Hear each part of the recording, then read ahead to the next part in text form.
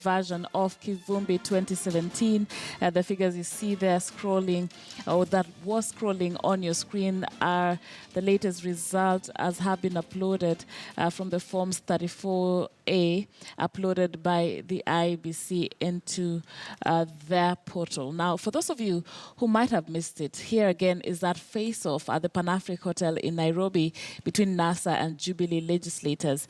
The two sides did not only disagree over the repeat poll, but over the podium used for their two press conferences. Take a look.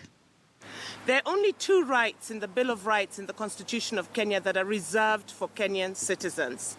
One is the right to access to information, and the second is the right to vote. Indeed, even the women's liberation movement was anchored in universal suffrage, in the right for women to vote. So to take this right and belittle it is really unacceptable. And it is probably the most important thing we did today as Kenyans for those who went out to vote. Which bill are you saying you will pay for us? Which bill will you pay for us? This is the typical... This is the... No, you cannot come here on state television and start telling people that will pay your bills. No, you're a senior lawyer and we respect you. Murkomen, you cannot come on state television. Don't bring rubbish here.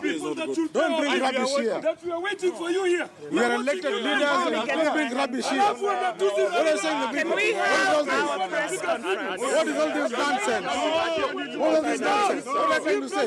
So you want to fight it? No, we can't. We can't. We press conference in Aribika. We paid for this venue. We paid for this venue. We go and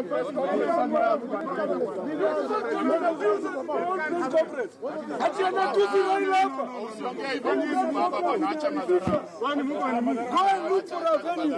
Enda tafuta venue. Press conference imeharibika. Hamwezi kuja kutusi hapa.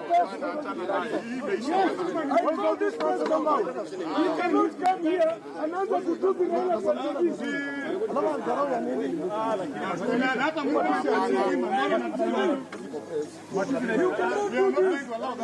You cannot do this. Hii press conference imeharibika.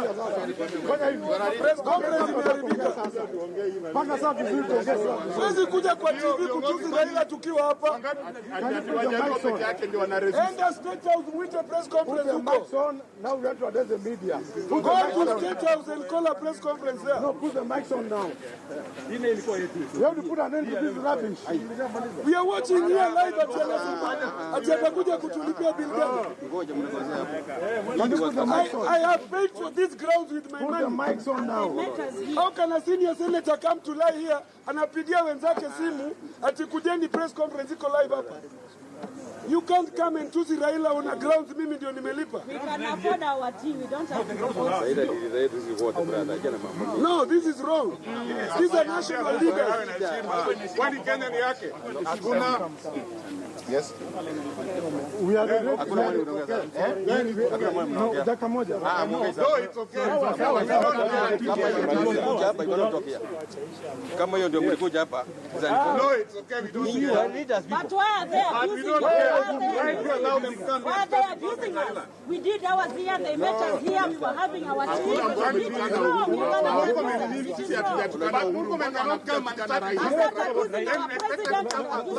wrong. No. Raila is the president of this country. He must be respected. We never spoke about Uhuru here. We are the ladies. Yes. We are the ladies.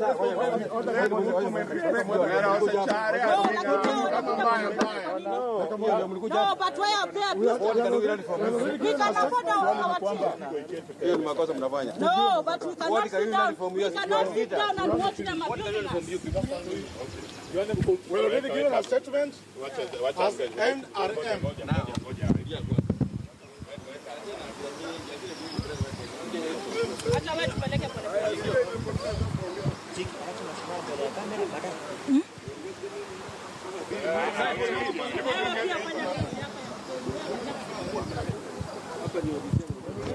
Bado hajani call, bado.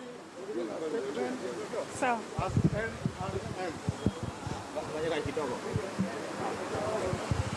already given our statement as NRM.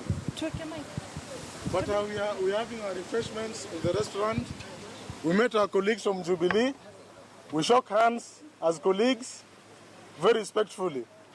But we are shocked that they came here trying to insinuate that they're waiting for us there to buy us drinks. The only thing we want to add on our statement, we are not going to sit and watch anybody insulting our presidential candidate, the Right Honorable Raila Amolo Odinga. In the last 2 months, Jubilee has been campaigning. The people have been wearing fatigues. They've been wearing berets. They've been wearing military fatigues, trying to threaten us and intimidate us. As if the elections don't go well, this country is going to go to war. From what has happened here, and I'm declaring here now with my colleagues, where they try to intimidate us that Kenya can go to war through those fatigues that they're wearing, we are telling them, Waswahili wanasema, usione sima menyeshewa ukafikiria ni paka. From what has happened here, we are declaring now, we are ready to play any game and to play any pattern that Jubilee wants to play. If they want to declare war on our people, so let it be. Let it be. We are ready to take it there to them, back to them. If they want to play cool, we'll play it cool. But what we are telling them in simple terms, let nobody try and intimidate us. Let nobody ever dare to insult Raila Amolo Odinga. In short, we are saying we have to play whatever game they wanted to play. As simple as that. Thank you so much. And say one comment. We're in very interesting times. What you've just witnessed here is a desperation of Jubilee and their frustration that the event they held today at a cost of more than 12 billion Kenyan shillings taxpayers' money has not panned out the way they wanted. The fact of the matter is about 15 million people voted on August 8th. Today, it was a choice between the people who listened to Raila Odinga, who said, stay away, and the people who listened to Uhuru Kenyatta, who said, come and vote. Less than 4 million people came to vote, and Jubilee told us Uhuru on August 8th got 8 million votes. Today, less than 4 million people have come out to vote for him. What is going on? He tells you the Kenyans and the silent majority with Raila Amolo Odinga. And we want to use constitutional methods, and we want to make sure in the next 90 days we have a proper election in this country that everybody can engage in, that unites us. Senator Murkomen, shame on him, has stood at this podium to dare insinuate that it is only the Luo people in Kenya that have heeded the call of Raila Amolo Odinga to stay away from the polls. The people of Kirinyaga turned up less than 30%. The people of Muranga turned up less than 30%. The people of Nyeri turned up less than 30%. And the fact of the matter is that because they have been unable to get the numbers, that is why IEBC did not tell us, as is required by the regulations and the laws, to tell us at 10 a.m., at midday, and at 4 o'clock, and at 6 o'clock when the polls close, what is the turnout? Because they don't have the numbers they thought they would have today. And the people are with Raila Odinga, kwa hivyo tuheshimiane, tujenge hii Kenya pamoja, tuunganishe watu wetu, badala tusikie maneno ya porojo kama Murkomen akisema kwamba NASA ni ya Wajaluo peke yake, uchaguzi itarudiwa peke yake Nyanza kwenye sehemu tatu.